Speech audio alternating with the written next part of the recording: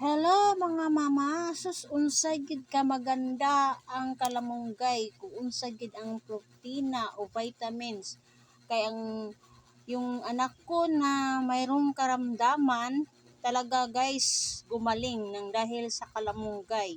Oo guys, nagsusuka at nagpupo-pupo yung anak ko, totoo yan.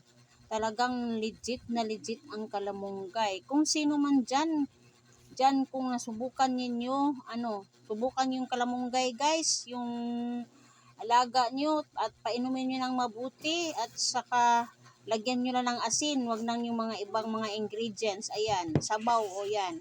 Ganyan ang ipainom ninyo kung may ramdaman o nahimatay, nagtatai, kahit anong ramdaman subukan mo at sa mga samad pa, may mga sugat sa kanila.